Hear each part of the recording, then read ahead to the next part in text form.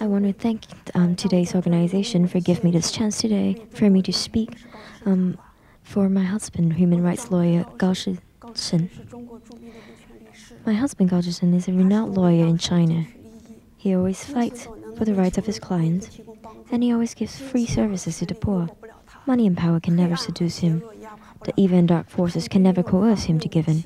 He has been promoting the idea of justice.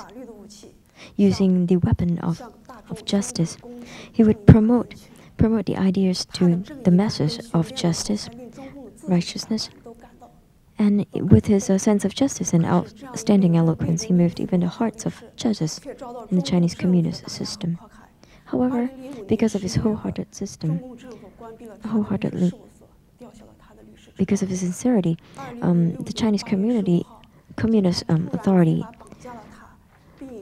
took his license, confiscated his license, and in November 2011, they abducted him, and they charged him with inciting others to overturn the state power.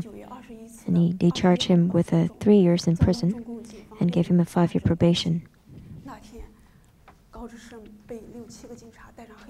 On that day, Gao Zhisheng was brought into a room by 7 or 6 police who covered his head and gave him and they beat him not badly, covered his head with black cloth.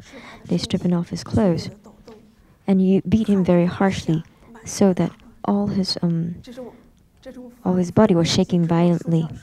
And this kind of violence went on for some time until Gao Zhisheng was shivering and trembling, excruciating pain, sweating profusely. They even used toothpick to pick at his genitals. In this way, all kinds of cruel ways they used to torture him. Gao Zhisheng passed out many times and was on the verge of death. And then, after some time, it was so much for him that he started yelling the names of our 2 children, and he tried to commit suicide to make the suffering end. However, his suicide did not succeed. They picked at his eyes, and his eyes were swollen and in huge pain. And then he asked the police to lock him up in the prison. However, the police said, "You are simply dreaming if you want to go to prison. We can make you disappear whenever we want to." In the end, the torture was so bad that Gao was not able to open his eyes. The smoke of the cigarettes made his eyes terribly swollen.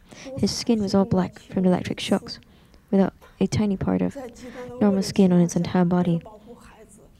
In order to protect our children, with the help of some people, in February 2009, I left China with my children. However, in April 2010, my husband was abducted again, all the way until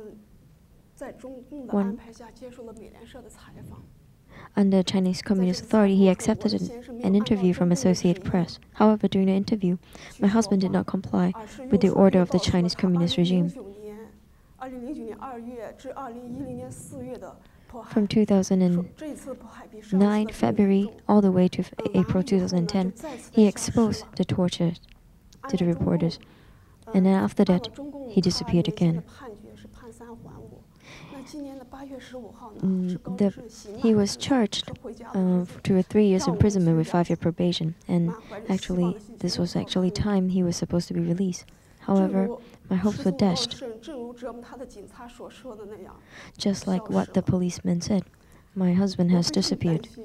I'm very worried. I'm terribly worried. I don't know how my husband suffered this torture that was worse than death. Or perhaps he was not even alive anymore. My daughter, because she missed her father so much, and because of the kind of persecution in the country, she suffered depression, and it was not possible for her not to have psychological treatment.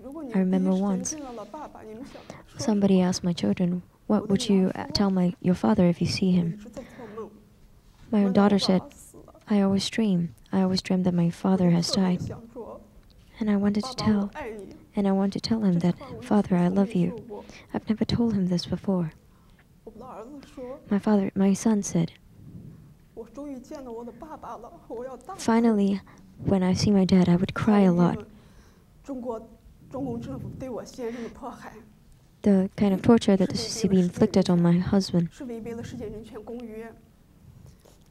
is going against the Chinese lawful system, is going against human rights.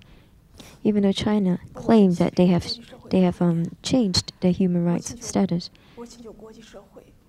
I ask the international media and all those media who are concerned with human rights to truthfully report the case of my husband, and to inflict pressure on the Chinese Communist regime in order to free my husband, so that my husband can regain freedom and our family can get together again.